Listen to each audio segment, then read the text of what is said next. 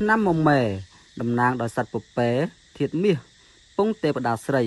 មនុស្សប្រុសស្រីណាដែលកើតឆ្នាំនេះទំនាយទាថាគឺជាមនុស្សធនកណ្ដាលមានទីលំនៅពុំសូវជាប់លាប់នោះទេបើខ្សែគប់មិត្តភ័ក្តិពុំសូវជាបានសមប្រកបនោះដែរធ្វើការជាមន្ត្រីរាជការក៏ពុំសូវជាល្អនោះទេ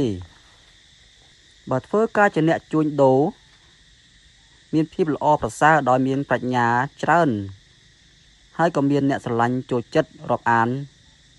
ជាច្រើនទៀតផងអ្នកកើតឆ្នាំនេះគឺជាមនុស្សមានវាសនាខ្ពស់ជាទីគាប់ចិត្តនៃអ្នកផងទាំងពួងពេលជួបទុកអាសន្នច្រើនតែមានអ្នកធំមកជួយទំនុកបម្រុងនឹងការពារមានលក្ខណៈរឹកពីសុភាពរាបសារសម្ដីទន់ភ្លន់ផ្អែមពីរោះមានមិត្តភ័ក្តិច្រើនគ្រប់ទីកន្លែងប៉ុន្តែមិត្តភ័ក្តិច្រើនតែនាំទុកមកដាក់ខ្លួនការធ្វើបុណ្យនឹងគេមិនសូវទទួលបានផលប្រមាណនោះដែរចិត្តមានរៀងឆេវឆាវបន្តិចឆាប់ខឹងតែក៏ឆាប់បាត់ទៅវិញមនុស្សកើតឆ្នាំនេះនិយាយស្ដីតិចតួចតែគិតច្រើនមុននឹងលូកដៃទៅចាប់កាន់ការងារអ្វីមួយច្រើនតែប្រើគំនិតគិតគូរបានវែងឆ្ងាយល្អិតល្អន់